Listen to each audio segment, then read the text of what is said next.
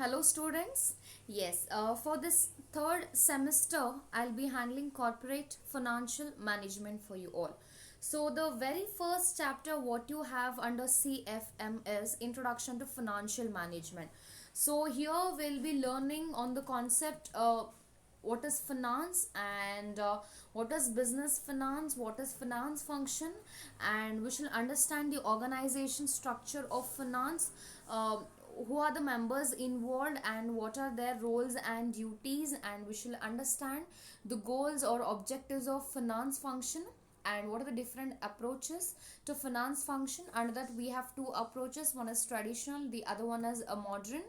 Then we shall understand how the term management is associated with the term finance, that is financial management, and what is the scope or the importance of financial management, what are the objectives of a financial management, then what is financial decision, how it plays a vital role in the organization, that too that which is related with the liabilities and stockholders equity, and how it is really very important to take an optimum decision. Then we'll understand who is a financial manager and what are his duties or the responsibilities, how he is going to play the role in the organization.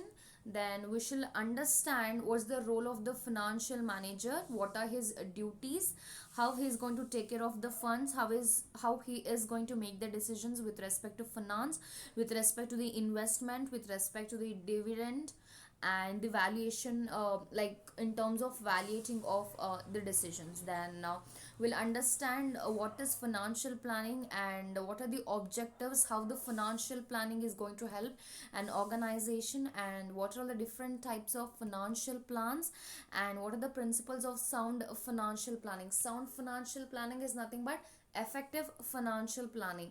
And we'll understand what are the factors, various factors that affects a financial plan. I mean to say, before coming up with the financial plan, an individual or an industry need to keep certain things in the mind, so that those factors are going to play a major role at the time of execution. So it is very very important to check upon the factors that which affects a financial plan. And the last topic what we are going to study under this chapter will be on the steps in financial planning. In order to come up with a financial plan, what are the necessary steps an individual or the industry need to keep in mind. All right. So, well, to move on with, I'll start with introduction to finance. Here basically we should understand what is finance is all about. See, finance basically it talks about the money, it talks about the funds. It shows the study of how money is managed and how it is controlled. And it also speaks about the process of acquiring needed funds. Say for example, now I need 10,000 rupees. How am I going to raise that 10,000 rupees? What are the sources I'm going to choose? Am I going to get it from the mutual funds? Am I going to get it out of the debentures? I need to make a proper plan on that. Always your plan in terms of acquiring the needed funds is very very crucial, and the sources from where you're going to take the money, that is really very very important. And it also encompasses the oversight, the creation and the study of money, which is related to the banking. It can be the credit, investments, you have the assets and liabilities, and that actually it makes up the financial system. Fine. So money, when we talk about the money or the funds, it is regarding the management of funds. Creation, before management comes the creation. How you are going to create, from what all sources you are going to raise the money, how you are going to allocate your money, how you are going to manage or control your money. This speaks about the finance. So it basically deals with the questions of how and why an individual or a company, or else it can be the government, is going to acquire the money needed, which is called as capital in the company context, and how they are going to spend or invest that money. So always procurement of money, procurement of funds, ascertaining of funds is really very important. Through what all sources An investor is going to raise the funds, and after that how he is going to manage or spend or invest that particular money. So often it is split, the finance, it is split into the categories. You have personal finance, you have the corporate finance, and the public finance. We should understand what is personal finance is all about. See, personal finance, it talks about planning of monetary spending. What is monetary? Monetary is nothing but money. You're going to plan how you need to spend your money, right? And how you're going to spend out of the saving what you have made, keeping two things in mind. One is a risk, another one is the return. What is the possibility of future risk that is associated with the avenue or the portfolio that I have chosen?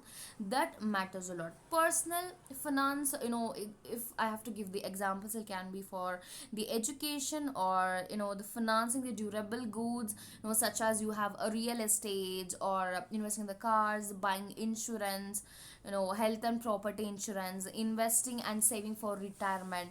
All these are personal finance, and the main areas of personal finance are considered to be the income, the spending, saving, investing, and what is the protection. I'm going to get about that, right? So it can include purchasing of insurance, if any kind of unseen kind of events are going to occur in the future, or else in order to understand the effects of tax policies, understand the effects of credit, and developing a kind of savings plan, right? So all these comes under the the personal finance. Next up is the corporate finance. What is corporate finance? Corporate finance, it basically deals with the funding of capital structure of corporations. Here the managers are going to they're going to take in order to increase the value of the firm, they are going to consider the money and the money funds, how they are going to manage in the organization. So their actions depends upon the control, how they are able to monitor, and how they are able to increase the value of the firm to the shareholders. Shareholders are the actual owners of the organization. You have two types of shareholders: equity as well as preference. Hope you guys know the difference between the equity and preference shareholders. Equity shareholders are the actual owners of the organization, where anything and everything belongs to them. And where here, in case if the company has made the profits, and after paying to the debenture holders, followed by preference shareholders, if anything is left in terms of profit, that will be taken by the equity shareholders. If nothing is left, then they are not paid. But in terms of preference shareholders, they are liable to fixed dividend. So that's really very very important. So under corporate finance, it also speaks about the working capital management with respect to cash inventory. What is working capital management? Working capital management is nothing but the amount of the funds required in order to run day-to-day operations. What are the items comes under the current assets? The cash, you have inventory. Inventory is nothing but stock. You have debtors management. That's a really very very important. So it talks about the net incoming cash flow and the value of its stock, and it also speaks about the capital budgeting. What is the proportion we have it in the organization, what are the different sources of capital, right? All these talks about the corporate finance. Coming to the this last one, public finance. What is public finance? See, public finance basically it is related to sovereign states and sub-national entities. It can be the states or provinces, or the municipalities, and the other related public entities. It can be like school districts and all the agencies. So what is going to happen here? The identification of required expenditure will be made, and the sources of the entities are revenue and the budgeting process, and if there are any municipal bonds, all these comes under the finance. So basically finance talks about all these things, and finances, keep one thing in mind, finances, it is completely related to the money and the money funds. As an investor, how you are going to raise your funds, how you are going to allocate it, how you are going to manage your funds, keeping two things in the mind. One is a risk, another one is the return. The next up, we should understand the meaning and definition of finance. What's the meaning of finance? What does finance talk about? It talks about the process of acquiring needed funds. I've explained in the previous slide. It talks about acquiring of needed funds. How will I even procure the funds? If I want 10,000 or 20,000, how will I acquire those funds? Through which all the sources? And it talks on how it encompasses the oversight, creation and study of money, banking, credit, investments, assets and liabilities that make up the financial system. So basically it talks about the study of money, how it is managed, and the actual process of acquiring the needed funds. Fine. So basically it is the process of providing funds for business activities.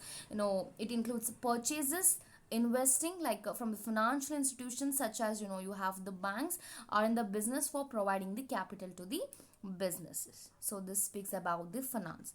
Definition, again, management of money, and includes the activities like investing. It's not just borrowing or lending, it also includes investing, out of which you can mint the money, you can make your money more. I mean to say, the return. Borrowing, if you're going to borrow the money, say for example you have borrowed a loan on which you are going to pay the interest, a fixed rate of interest. Then lending, where you are going to receive the interest amount over here. Then budgeting, saving and forecasting, and it is said to be the lifeblood of a business. Why the term finance is said to be the lifeblood of the business? See, without a blood, human body is nothing, right? That's how for organization also. It is called, finance is called the lifeblood of the organization. Without money, you can't do anything. No matter how good, amazing ideas you have for which you want money to execute it, right? So money resource is a really very, very important factor, and it is one of the major sources.